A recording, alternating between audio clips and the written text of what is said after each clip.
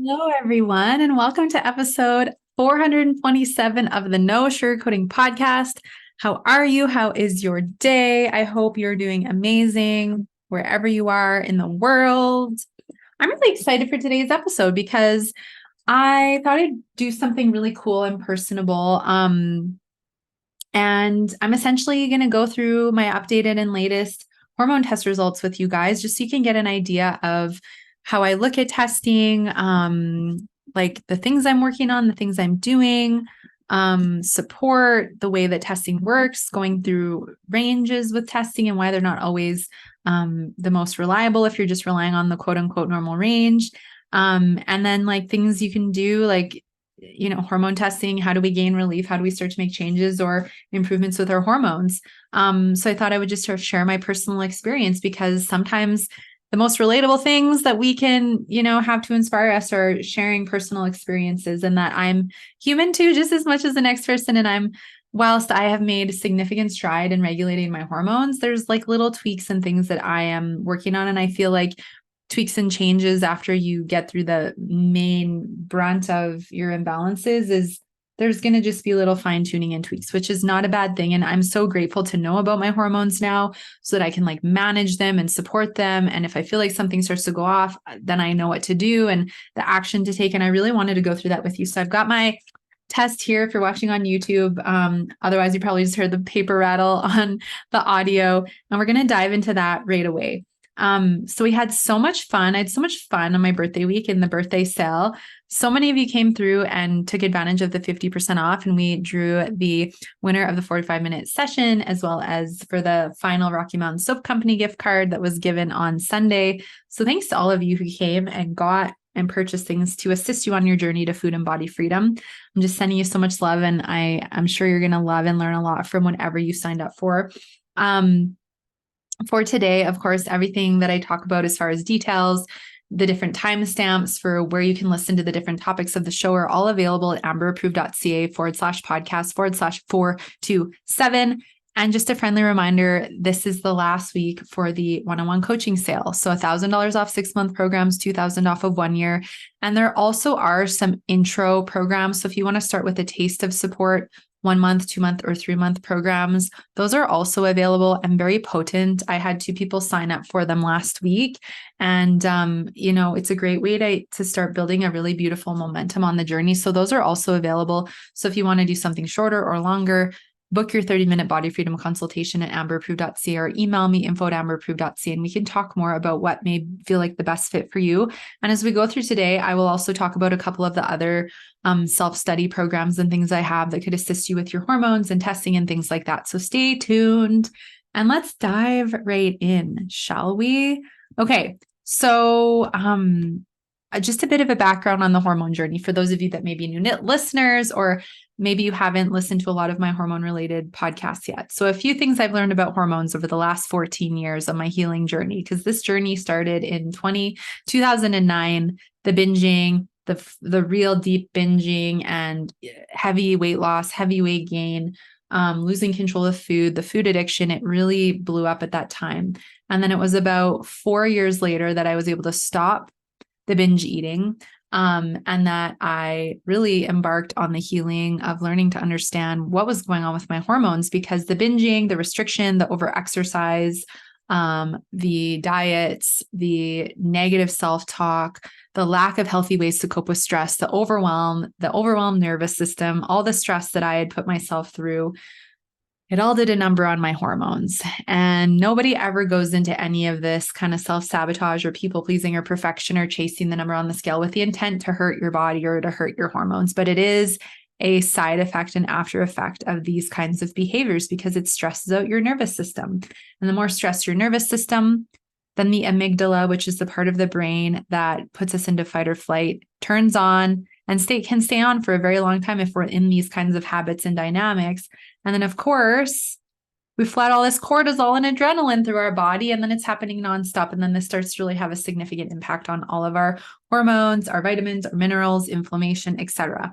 So when I first was dealing with and starting to learn about my hormones, I'll just share a bit of a history. My cortisol was 2,000 it should only be about 350. That's the Canadian reading. And it looks different on a saliva test. That was via a blood test. It looks different on a saliva test, which is what I have here today. And my thyroid went under active hypothyroid. So it's very sluggish. And so I was trying to deal with those two things, but I discovered those two things first. But because I was very resistant to slowing down my exercise routine, because I was addicted to exercise and had a fear of gaining weight if I stopped exercise or slowed down my routine, even though that was actually hurting my hormone imbalances and making them worse, was to continue to push my body to the physical limits that I was, even though I was extremely exhausted and brain fogged and had no memory and was gaining weight and puffy, and my digestion was really sensitive. I was very resistant and hesitant because I was afraid, because I didn't trust my body. And that's one of the reasons that a lot of us will stay in the same repeating habits, even if they're not serving us, is because we don't trust our bodies. We fear gaining weight. We don't want to be unhappy and uncomfortable in our bodies. We fear change. We fear the unknown. What if I make changes and it doesn't work? There's doubt. There's fear of failure. And so what was so interesting during that time is I was gaining weight. So I'm exercising 5 days a week and I'm gaining weight. What the heck? I'm not binging and eating anymore. Why is this happening? Well, my cortisol is 2000. My thyroid's underactive. I'm still gaining weight. I'm trying to eat good and get better sleep, but I'm waking in the middle of the night. What the heck is going on? And then I do further investigating with testing. So with testing, the first few times I did testing was all via blood work. And I was getting pretty accurate readings of my cortisol issue and my thyroid issue via blood. But then it felt like something else was going on. I'm waking up with night sweats in the middle of the night. My breasts are super tender, like a couple weeks before my cycle. My cycle's irregular. I'm very brain foggy. I'm gaining weight. My mood's really all over. I just don't feel like myself. I don't really know what's going on. And so then I discovered and was suggested to me to try saliva testing. And so, one of the biggest differences between blood and saliva is that the levels in the blood can shift a little bit more quickly than in saliva. And blood readings with certain hormones like estrogen and progesterone, the reading of what's in the tissue, which is, if you do a saliva test, it's measuring the amount of hormones in the tissues, which is going to be a more accurate read than blood if there's something like estrogen dominance going on, because that accumulation in the tissues it's built up over a longer period of time and the blood can fluctuate more quickly. So I did the saliva test and discovered that my estrogen was through the roof and that my progesterone was pretty much non-existent, and my hormone results were flagging me as premenopausal and menopausal. And I, at the time, was about 25 or 26 years old. So this is about 10, 11 years ago now. And it's like, holy crap, thank God I did the saliva test. Here's these extra answers that I didn't get via blood. So this is where I'm like, advocate for yourself, get people to advocate for you and dig and get you the answers if you can't find them yourself. Because if I would have never done that test, I'd probably still be trying to figure out what's going on, pulling my hair out, going, what the heck? Right. And you're intelligent. And shout out to all the men and women listening, because I know there's guys listening, and I'm so glad you're here. And maybe like you can't relate because you don't have estrogen, men, but if your testosterone levels are low, if your sex drive is low, if you're having trouble building muscle and you have a lot of fatigue, you could have the adrenal fatigue, the afternoon energy lulls, the thyroid imbalances. And if your cortisol's off, you'll eat up your testosterone really fast. Or sorry, you do have estrogen, you don't have progesterone. Delete. Yeah. And you can end up with too high of estrogen as well. And that's where men can start to have like the man boobs and like the weight gain and the puffiness and like feeling really warm and puffy. Like these are things that either side can experience, but I'm considering you on this podcast too, even though I'm usually just talking about women. I'm so glad that you're here because I know there's a lot you can learn as well for yourself and for the women in your life. But yeah, so I'm so glad I did this saliva test because I figured out these missing pieces of the puzzle. So know if you're still struggling with symptoms, right? If you're struggling to lose weight, you're gaining weight easily, you have a lot of brain fog, fatigue, low energy, afternoon energy lulls, trouble falling asleep, waking between 12, 1, 2, 3, 4 a.m., not being able to fall back to sleep. You don't feel like yourself. Your cycle's irregular. You have low sex drive. You're having all kinds of skin and acne breakouts, eczema, Your digestion keeps getting more sensitive. Your memory doesn't feel like it's working properly. You feel puffy, you feel bloated, you feel inflamed, you feel more irritable, like you're being spread too thin. Like these are some of the many signs of hormone imbalances: hair loss, eyebrow thinning, cold hands and feet, low appetite levels, significantly increased appetite levels, blood sugar imbalances. Like there are so many things that are tied to hormones, because your hormones play such an integral role in your health and your vitality and your mood and every aspect of you. And in my 10 years of experience, I have never had a client come back with normal tests the first time. And that's like thousands of women at this point. So it just goes to show you the commonality. And even when I've had male clients, same thing, there's hormone imbalances, cortisol, thyroid, etc. It's more common than you'd think. But because it's not really heavily, thoroughly looked at, unless you have a very open-minded doctor who's more holistic, most doctors will just look at you and be like, you don't need that, you're fine, right? Or they'll, have some questioning when it's like, we have every right to know what's going on in our body, just do the tests, right? This is a whole other conversation, but you know what I'm getting at. All the stuff with making money off of you make more money off of you, pharma, if you're not well versus getting well, right? All that kind of jazz. And as an aside, quick side note, if you are a Canadian, okay, and you have not yet gone to saveyoursupplements.ca and written a letter to our Health Canada, because essentially what they're wanting to do is make it even more restrictive to access supplements, which means that if this bill goes through, which I am so against and I don't consent to, we may lose like access to 75% of our supplements, health food products. This is even natural deodorants. Okay. This, in my opinion, is not in support of our health and well-being. It is an agenda, and it is not going to help us if we have less access to these natural things that can really aid in our health and our well-being and our healing. So go to saveyoursupplements.ca, leave a letter, write a note, write an email, send a real snail mail letter, whatever you need to do before July 26th. Because they sneakily brought this up. And I know every health food store in my community, all the people that I know that run and own natural supplement companies, natural health product companies, are very concerned by this. And we need to come together and we need to stand up and we need to say, no, enough is enough. Stop infringing on our health and our rights and our right to choose the way that we want to take care of our health. My voice is going to just get louder on all of this, because I do not stand for the big corporations to keep having more control. And, we deserve to have our health and to have the way that we want to navigate our health. Yes, there's a place for Western medicine, but I feel like over the last few years, we've really been shown the true colors, and that it's not necessarily been very empowering. And there's a lot of natural ways to shift and heal. And I've witnessed thousands of miracles in the last 10 years and will continue to do so. But we need your help, fellow Canadians, to make sure you go and that you take a stand. It's our responsibility to stand up and to say, no, you're not doing this. This is important for our community. And this is local businesses as well. And I'm obviously a huge proponent for local business and supporting local. And you hear me talk about it all the time. We need local business. It's very important. And this is important for our health. I want to be able to take the supplements that I want and need to take, and we should all have the right to do so without that potentially being threatened. I have faith in humanity. I feel like we'll shift it, but we need to stand up and do our part. We can't just sit back and be like, oh, that happened, that sucks. No, it's our responsibility. So I just wanted to share about that, because I'm going to talk a bit about some of the things that I'm taking today, and they have helped aid in my healing. And it's not just about supplements. You hear me talk about that all the time. It's the nervous system work. It's healing the ego. It's healing your relationship with food and your relationship with exercise and your body, and, overcoming not chasing the numbers anymore, and being, doing this deeper emotional healing. And there's ascension going on right now, and getting all these upgrades, and the body's going through that. And then we're processing a lot of emotionally and physically, and life is happening. So there's so much outside of just vitamins, but they are a vital support of our healing. And I recommend them all the time to clients, along with foods, teas, spices, nervous system calming tools, lifestyle changes, etc. But we have every right to have them be a part of our healing protocols and regimens. So make sure you please go and check that out if you haven't already. And thank you for doing so. So Yeah. So I got this crazy high estrogen. It was 10 times higher than it was supposed to be. My progesterone was non-existent.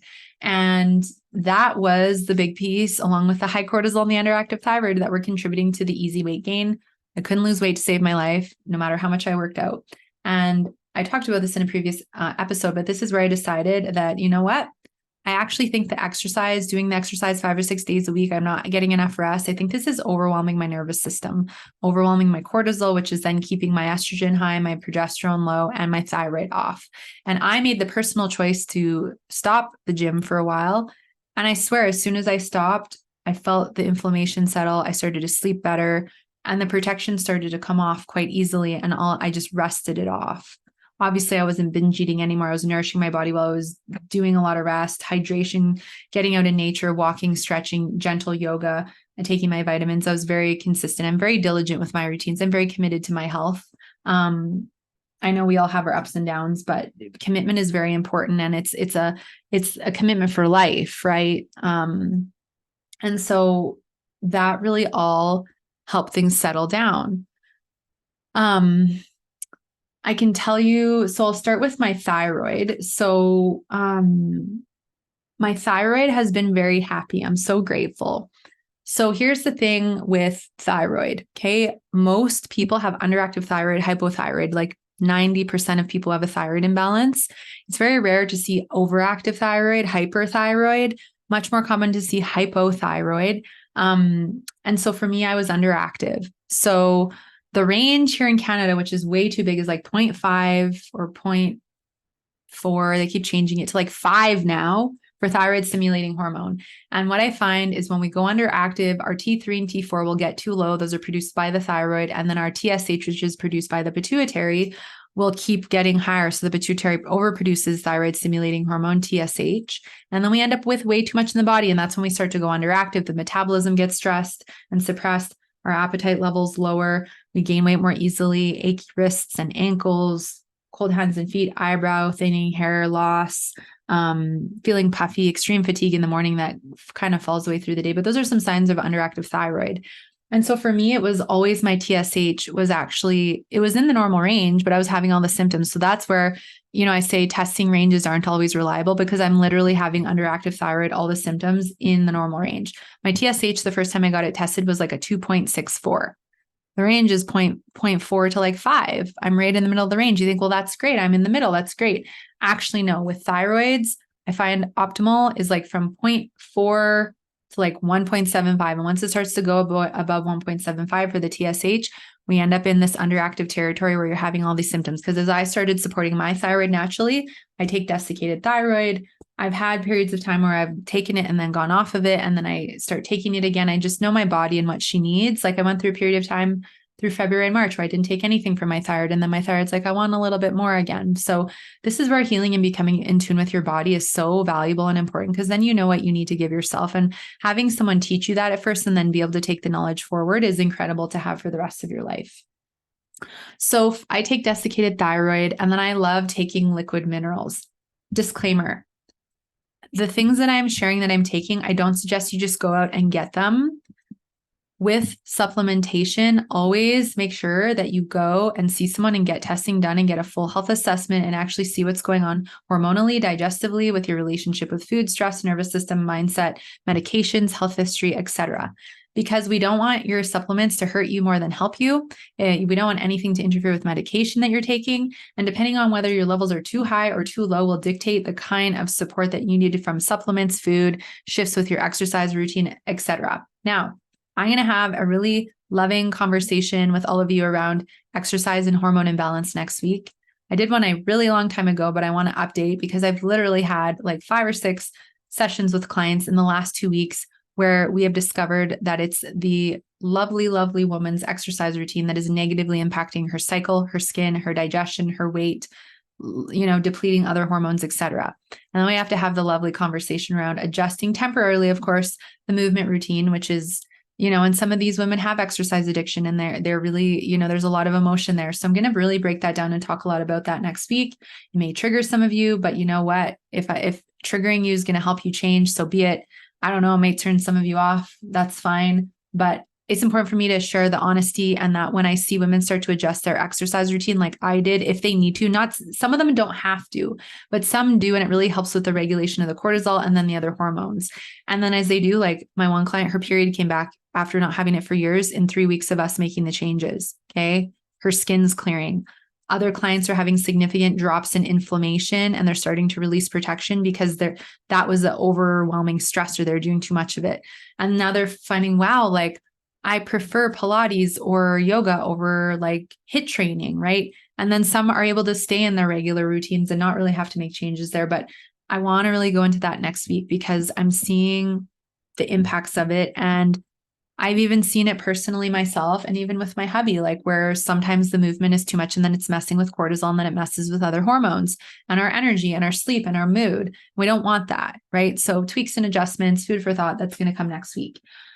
So the thyroid. So my thyroid, I got tested again because it felt like it was starting to go overactive in February, because if your thyroid goes overactive, you can feel overstimulated, like wired and wide awake in the middle of the night, albeit ascension symptoms can do that too. But I felt like I was drinking a lot of coffee, and I don't do caffeine at all. And I was like warm, and I'm like, oh, what's going on? And so I stopped all my thyroid support, and I felt a lot better right away. And then I went and got my updated thyroid testing like a month ago, but my thyroid's looking really good. So my TSH, when it was out of whack, was 2.64. And then it started to come down as I started to regulate my cortisol. And and I'll talk more about that next week. And I've talked about cortisol and thyroid in other episodes, but I often find cortisol is the underrated thing that doesn't normally get tested. And sure, it's great to go get your thyroid tested and support your thyroid. But if you have a cortisol issue that is left unaddressed, that will keep messing with your thyroid. That will keep messing with your PCOS. It will keep messing with your Hashimoto's. It will keep messing with estrogen and progesterone issues, whether too high or too low. It will keep messing with your testosterone, your DHEA. It will keep depleting your minerals, your vitamins, your B12, your iron, magnesium, etc. So it's so important that we get our cortisol levels tested too, among all these other things. And if you know you can't get testing done, reach out. Let's have a conversation. I can help you access testing, and I can help you with, looking at everything and give you indications of imbalances going on, deficiencies, why, things we can start to do to shift them. So book a body freedom consultation or email me. We can talk about the different things that are available to do so. I'm happy to help. I've helped so many women I have had so many clients who had horrible adrenal fatigue and adrenal burnout that no one else could figure out for them. I've had some clients come to me with severe thyroid issues, and no one would no one would look at anything. And then we do the thyroid, the TSH, T3, T4. They're all often like, okay, before we do significant support, we should probably look at your thyroid antibodies and rule out Hashimoto's, which is autoimmune, like the thyroid's attacking itself. And then we do further testing, and they have Hashimoto's. So it's like, okay, you need to go to your doctor and endocrinologist and see if there's specific medications or what kind of support. And we can do a lot to get the antibodies down, but we also want to make sure it doesn't get worse.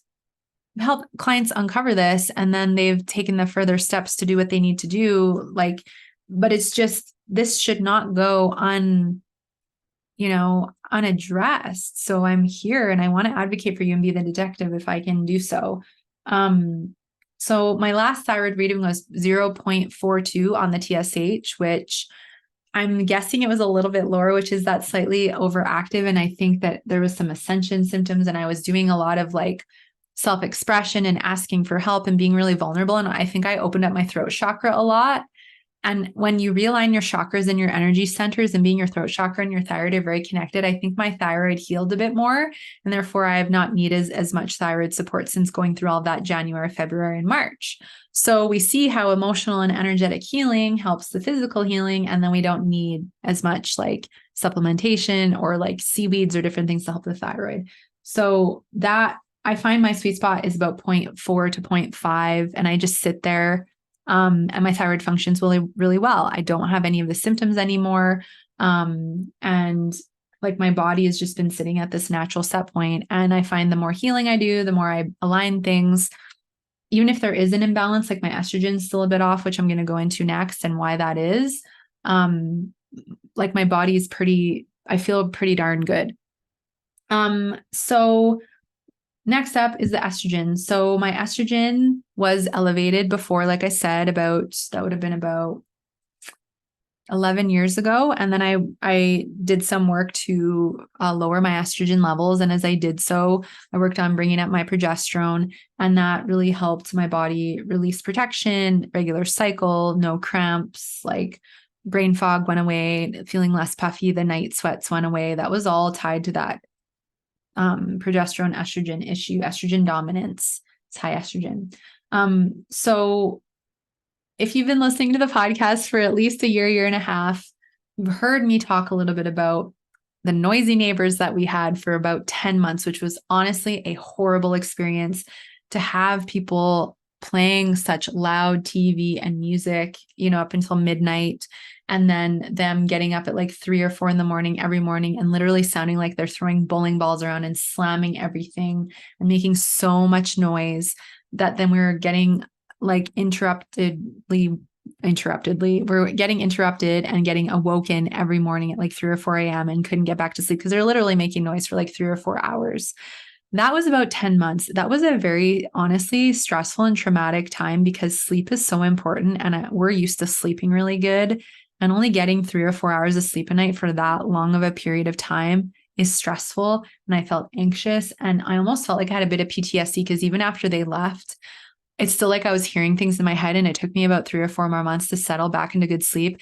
And it really threw my cortisol off. So when I got my previous cortisol test done around this time last year, my cortisol was about a 700 again. So again, it's supposed to be about 350. That's the range. And it was about 700. And even my doctor's like, your cortisol is really high. And I'm like, I can tell you why. I know exactly why, because it's been regulated ever since I balanced it 10 years ago. This is the only thing that's occurred that's really thrown it off. And I'm like, I know why, because my sleep was heavily interrupted and it was out of my control for about 10 months. And then it took me another 4 to balance. So that just goes to show you how important good sleep is. And kudos to all the new moms out there and moms who have kids, because I know you can't control that, and your babies and your kids need you. And I know that's something out of your hands, right? So as soon as you're able to get better sleep, or you can get a sleep coach, or get support so that you can sleep or nap, please do, to help your cortisol regulate, right? And when our cortisol's off and our mood, it impacts our mood and our dopamine,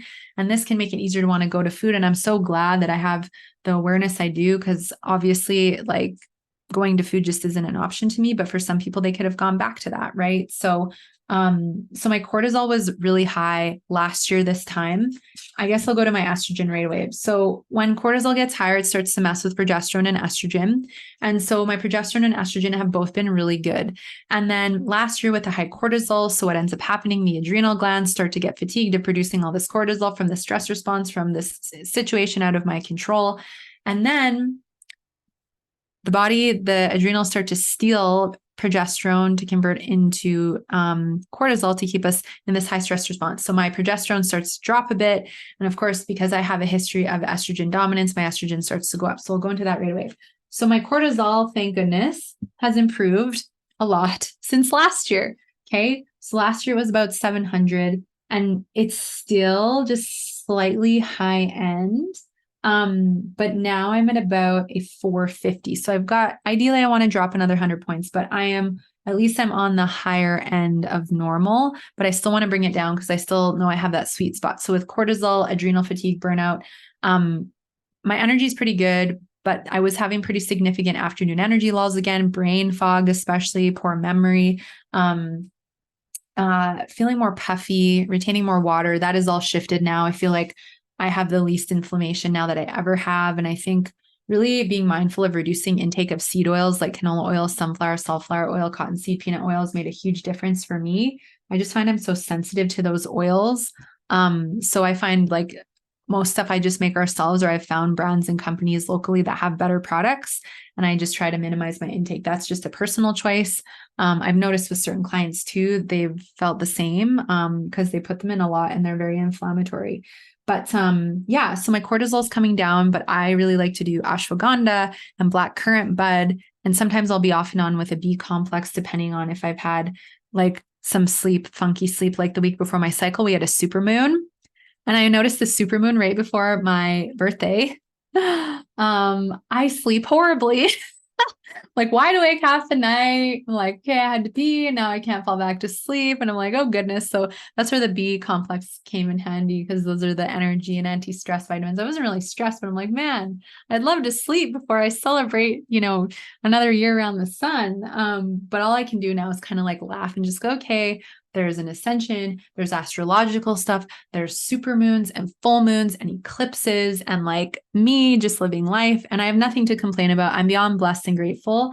But yeah, so sometimes those B's come in handy. Again, don't just take these things because I'm taking them. Get your health assessed, get the proper support, because depending if your cortisol is too high or too low, there's different things that are going to help and more on one side and hurt more on the other. And I went through that myself when I was just Googling symptoms and then just taking supplements blindly. Please don't do that. Please get support.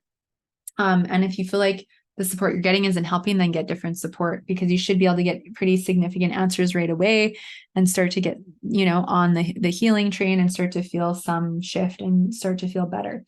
So I'm going to keep doing all my beautiful self-care. I'm so blessed that I have the ability to wake up and sleep until I want. Usually wake up around 7 or 7:30. And then I like to do some EFT tapping. And then of course I have, usually a little something to eat. And then I'll do my dry brush, my hot and cold shower, and then have breakfast. And then I like to do a little bit of somatic shaking, some meditation. If I'm really feeling a lot of fear, anger, worry, lack, feeling collective energy, stuff that's not mine, feeling like there's something that's ready to really be released out of my body that's been suppressed for a long time, I'll do the sacred rage, the screaming into the pillow and beating it up. It honestly feels so good if you haven't tried it. And there's something that's driving you insane, making you angry, making you worried, making you just ragey. Put on a timer for 5 minutes, go in your room, close the door, and scream and beat up your pillow. You will feel such a relief afterward. And I'm not doing it because there's like anything really wrong. It's like, it's stuff within me. It's my ego. It's my insecurities. And I'm like, this doesn't serve me anymore. I'm going to go let it go. And then I feel so much better if all my other tools aren't working. It's really, really powerful. And this year, one of my themes is like letting go of more control, surrendering, deeper trust, deeper faith in self, and being divinely supported by the universe. And so, of course, when fears and insecurities come up, it's great to have those kinds of tools. And so I think all of that's also helping regulate my cortisol more. So that looks really good. DHEA, which is also a hormone produced by the adrenal glands, my level of that looks really good. I used to have too low of DHEA, so brain fog, abdominal weight gain, low sex drive, low energy, but that's been really good for me for a while. So no issues there. My testosterone, so the two things that are up for me, my testosterone's slightly up, which it has been in the past, but spearmint tea is great for that. So I just find I do a few months of spearmint tea and that'll just level back out. And I think because my cortisol was off, it kind of messed with that, which is fine. But for me, my estrogen has popped back up. And I do believe that, like I said, it's because of the sleep being interrupted for 10 months and messing with my cortisol. The other reason I think my estrogen has popped back up a bit is because I do have some candida to deal with. So I'm going to dive into just a very gentle candida support for the next month or two. And I have heavy metals. And so I did a heavy metal test a few years ago, 2 or 3 years ago. And most of them were off the charts. I've never had jobs where I've been exposed to heavy metals. But my dad has owned a shop where doing metal work all the time. And so through conception, we can inherit some of that. It's not his fault. And then I had a lot of contrasting dye MRIs when I was 19 because I was having all kinds of funky neurological symptoms. Nothing really ended up being wrong. It was stress and some other things. And once they were resolved, it went away. In the interim, though, after having all of those contrast dye MRIs, they say, oh, yeah, you'll just pee it out in 24 hours. Well, that's a lie. No, because 12 years after having all these contrasting MRIs, the palladium, which is the heavy metal in the dye, is still in my tissues in my body. So you don't just pee it out. So that's off the charts, and like arsenic and lead and mercury and like all these things. And I'm like, where are the heavy metals coming from? Right. So this is my personal opinion. And some of you may be like, Amber, you're a conspiracy theorist. I'm like, well, proud to wear my tinfoil hat. But if you are aware of chemtrails and some of the things that are sprayed in the sky, I notice patterns. They spray, the weather changes. They spray, the weather changes. They spray, people's moods are impacted. It's very interesting. But yeah, I think some of that's coming from air exposure and just things like in our water and things that we are out of our hands. Food for thought. I'm just planting seeds, but it just makes sense with some of the things that are out there that are like in my body, because it just doesn't make sense for me to have these elevated levels of heavy metals. But my point with this is Heavy metals feed candida. Candida feeds heavy metals. Candida feeds estrogen, and estrogen feeds candida. So it's kind of like this little vicious cycle. And I've tried to deal with the heavy metals, but I find my body, it's really hard on my body, and I need to have like health and quality of life. So I'm going to clear out the candida, and then I'm going to gently clear out the heavy metals, and that will help bring my estrogen levels down. So that's what I'm going to be doing over the next few months. So if you want to hear more and you want to stay updated, I will give you some updates as we go along. My progesterone is pretty good. It's slightly low just because of that cortisol reading. But now that my cortisol is regulating, I think it'll jump back up. But that just gives you an idea of my results and some of the things that I'm working on. So I share this with you because I tell you, sometimes the testing ranges are not always accurate. Like I've been saying, like I had an imbalance right smack dab in the quote unquote middle of the normal range. In my opinion, I believe the ranges are too big.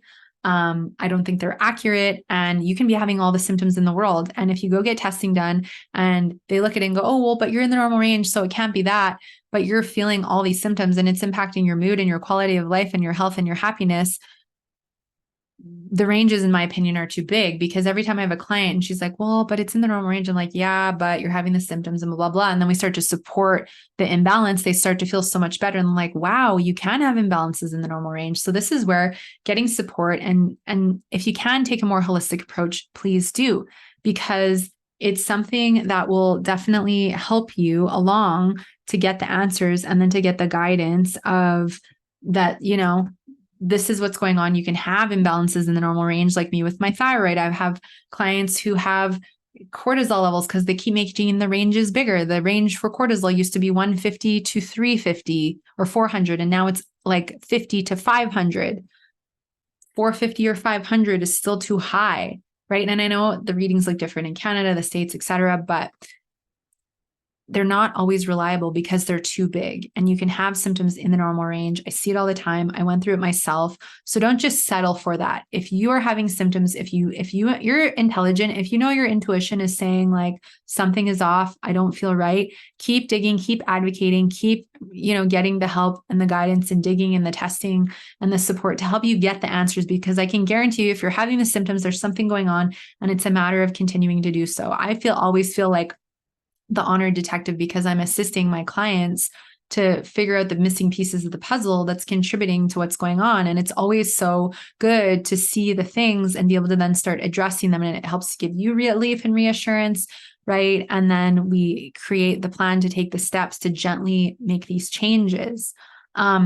So this is where, I always suggest getting hormone testing done. If you've done testing and you're being told everything's normal, get a second or third opinion, because a lot of women that reach out to me are like, well, I did thyroid testing. My doctor said it's normal. And then we look at them like, you're having the symptoms and it's above that 1.75, and, there's stuff going on. And then they start to feel better when we start to gently support the thyroid, right? And naturally support the thyroid or the cortisol or whatever it is. Like I said, my one client cycle, after not having it for years, has come back. I've had a few women with that the last year where they've had no period for like 5 years, and then they slow down the movement because it was too intense and their cortisol was through the roof and their progesterone was too low. And now all of a sudden their periods are coming back. Hallelujah. Like we're supposed to have one every month if you are a woman and you are, right? Like it's important. So getting testing and getting support. So when I work with someone, we do testing, and the first thing we do is a thorough hour health assessment to go through your health history, medical history, supplements, medications, food, relationship with food, mindset, body image, stressors, assessing your digestive organs, your hormones, inflammation, immunity, and your lymphatic system. Depending on your location is the way that testing is sourced.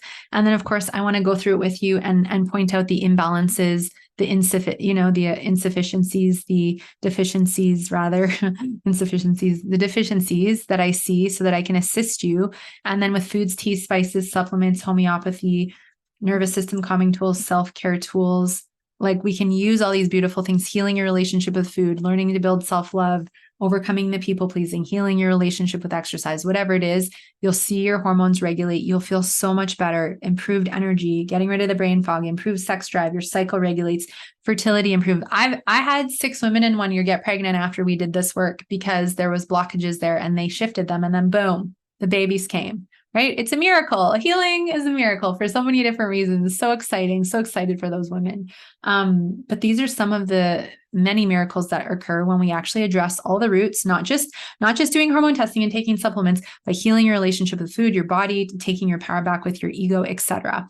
So I encourage you to take whatever path you feel called to. If for now it's just educating yourself more, listening to more episodes of the podcast, welcome. I'm honestly so blessed and glad that you're here. And I hope that this is helping you. If you want to email me, info@amberproof.ca, and share more about what's going on with you hormonally, and you want to, then further connect and explore a program or a package or some kind of option to help you along and get more answers, clarity, and relief, email me, info@amberproof.ca. You can also book your 30-minute body freedom consultation at amberproof.ca. You fill out an intake form, it's $50 USD, and then you book your time. And then, of course, from there, we connect and talk about all the different things that are going on for you, symptoms, relationship with food, body image, mindset, etc. And then we can talk about a plan of action to help you with your hormones and everything else. Okay. Hormone testing and the hour assessment, and then biweekly follow-up sessions. There's all kinds of things depending on the kind of package that you want to look at. So as far as programs, there's one-on-one coaching. So the 6-month and 12-month. Then there's smaller and 4-month. Then there's smaller intro programs like 1 month, 2 month, 3 month. If you just feel like you need a bit of support, or you just want to go through some hormone tests and get the ball rolling, or you want a little bit of tweaking and adjusting. And then I have a couple of self-study programs. So if you go, I'll put the link in the show notes at amberproof.ca/podcast/427. But if you go to the show notes, you're going to see the online program page there. And I have a Hormone Harmony VIP, which is the Hormone Harmony self-study program to learn all about your hormones, all the worksheets, the lessons, the recordings. And then you'd also get access to a hormone test and 2 sessions with me, an hour session and a 45-minute session 1 month later, and 1 month of Voxer to integrate recommendations from your hormone results and your health assessment. So you can do that. As well, there is the Hormone Harmony self-study, which would just be the Hormone Harmony program. There would be no testing or sessions, but some people just need that knowledge and awareness and education. And then there's other things like the Hormone Havoc Masterclass, the Cortisol Masterclass, right? There's beautiful things there, little pieces, everything that ranges from $44 USD up to $999 USD for online programs to assist you and help you get this information if you're ready to invest in something further, to open up and learn more. So I'm here to answer questions. I'm here to provide help and support however I can. I want you to heal. I want you to get the answers. You're not crazy. There's nothing wrong with you. Trust your intuition. If you know something is off, listen to that. So I hope you've enjoyed today's episode. This is what I'm kind of working on right now. I'm always blessed to get the information so that I can just make the little tweaks and changes. Like I said, show notes are available at amberproof.ca/podcast/427. You can also go to amberproof.ca not only to listen to the podcast and book your consultation, but to take the free emotional eating quiz if you wonder if you are struggling. So I'm sending you a lot of love. I'm cheering you on. I'm letting you know you're not alone and that whatever is going on for you can be addressed. Have a beautiful rest of your day and week. And I can't wait to share the episode next week. It's going to be really good. So I'm sending lots of love, and we'll chat then. Take care.